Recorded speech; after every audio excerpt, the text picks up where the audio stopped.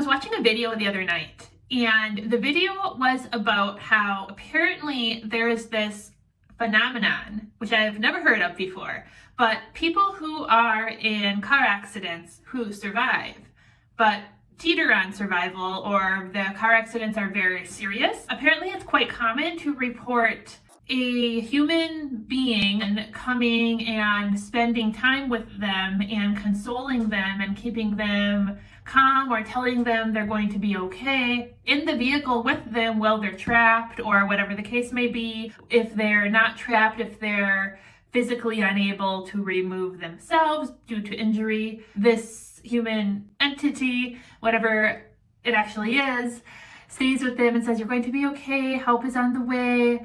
And oftentimes this human being is reported to be actually in the vehicle with them, or in spaces that would be impossible for them to have entered into, such as in a vehicle that is crushed or in a vehicle that is flipped upside down.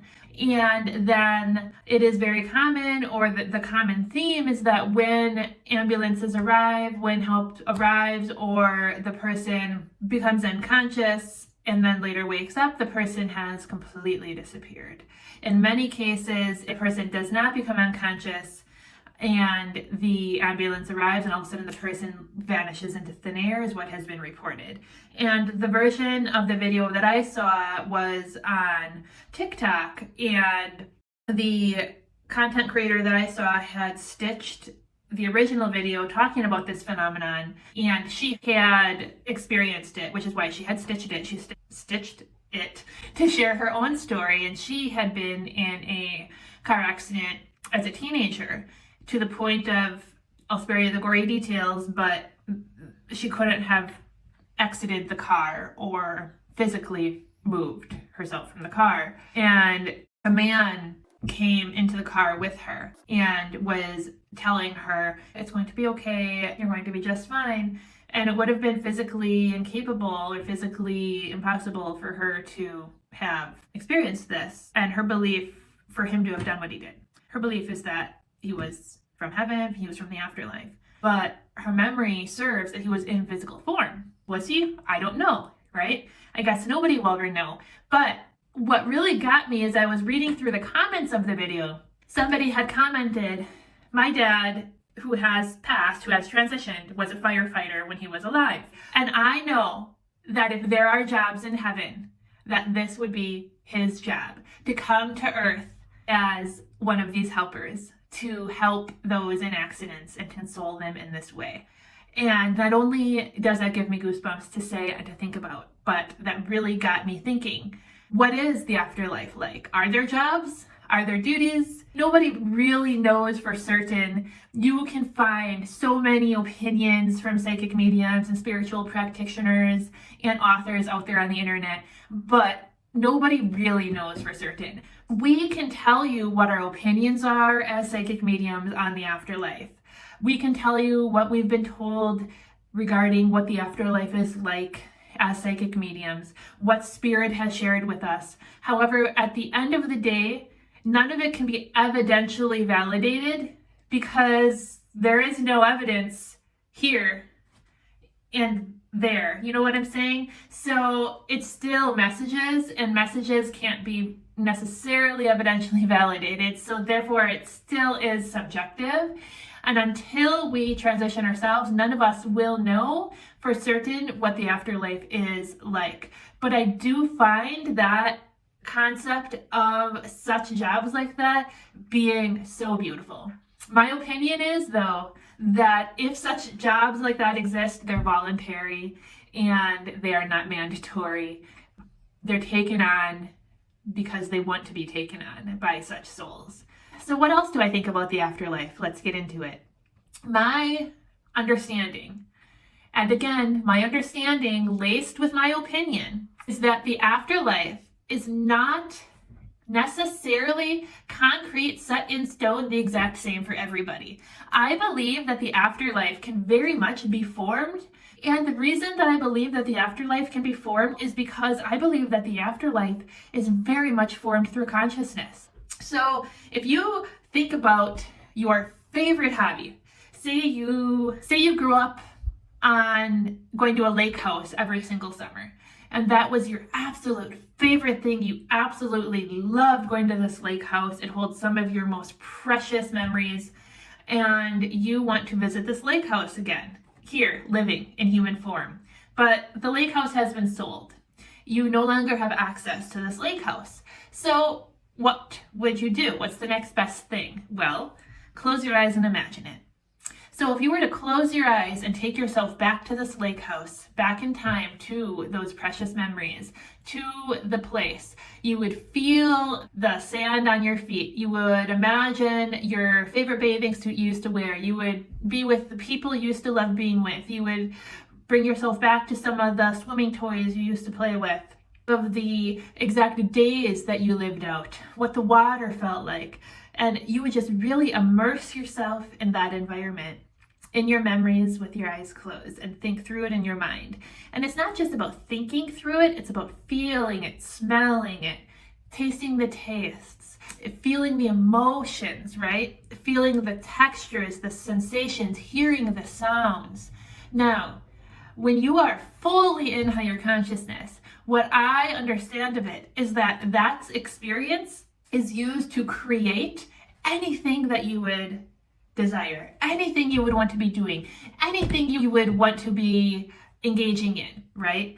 So if there's loved ones over there who you want to be going to the lake house with, you are creating that through consciousness. However, my understanding is that our experience here in human form of imagination, or of imagining the lake house, is times infinity in terms of sensitivity. So what you experience here with that imagination and how you can actually create it, imagine it times 1 trillion times a trillion times a trillion percent. You get the picture, right?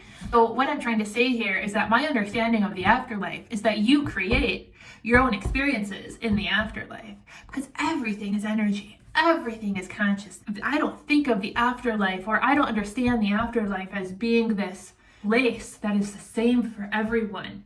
And you go and you are assigned jobs to do, or everybody has the same experience. And in near-death experiences that I have researched, watched, and read, it is very much about energetic consciousness. The other thing that I do know, and I don't think that this is necessarily opinion, although I guess I should say it is because it can't be proven, but obviously there are no lips to speak words. There are no eyes to see visuals. So all of the near-death experiences that I have explored and researched, all communication and all experiences are experienced through consciousness. So that is very similar to how a medium works with your loved ones, through subjective clairvoyance, a subjective clairaudience, subjective clairsentience, right? So that means we see inside of our mind, we hear inside of our mind, and we feel inside of our body and using our consciousness. So we feel so many things because there's literally a feeling attached to every single concept in existence, right? And that is exactly how people who have had near-death experiences describe it in the afterlife. People describe it as knowing, I met my dad, who is already over there, as soon as I transitioned. I couldn't see him, but I knew it. I felt him. I knew it was him. I heard him. And they explain their senses as being on such a hyper-vigilant, hyperdrive state that they can't even put it into words for us to understand as humans. So in other words, they were experiencing everything through consciousness. And people describe it as we communicated without communicating. And that is communication through consciousness, which is how mediums communicate with them. This goes back to us being spirit, like their spirit, right? So they're communicating with one another over there the exact same way that mediums communicate with them, the very same way that you yourself can communicate with them, because you're a spirit too. It all goes back to consciousness. It all goes back to energy. And if they can and do communicate with one another in that way, if they feel in that way over there, it is just a tiny step forward to assume that they're creating everything over there in the exact same way. It comes down to consciousness rather than a place. There's no regimentation in my experience. So if a person was a firefighter, going back to that example when they were here, and helping people and comforting people in that way in emergency situations really makes them feel closer to themselves, really lights up their heart space. That would very much make sense that they would be creating those situations for themselves. And by creating, I don't mean creating the accidents themselves.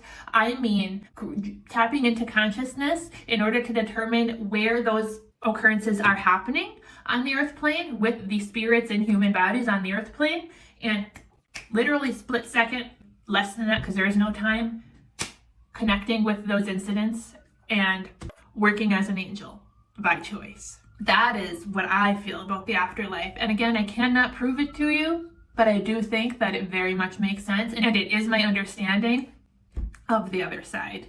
It is my understanding of what we experience. I also feel like there are not jobs, but there are things that we would undertake while we're over there to help us work through some of our learning and growth that maybe we saw ourselves going through here when we were here that we didn't get all the way through. Not that we're still necessarily learning over there. I think that we have empathy for ourselves, understanding for ourselves, and we see the bigger picture. So it's not that we're still learning over there, but we can see what our human brains failed to comprehend when we were here. So I do feel like maybe in spirit, it would make very much sense to take on some tasks, take on some helping to help us take things a step further in spirit. That parallel things that maybe we didn't do while we were here. Just because we have that higher level, macro level, understanding and empathy, not only for ourselves, but other people who are going through the same thing on earth that we went through when we were here. Maybe I'll make another video with some other understandings, some other opinions of mine on the afterlife in the future. In the meantime, this video here is what YouTube thinks you should watch next. I welcome your comments and questions below. Until next time, much love. Bye.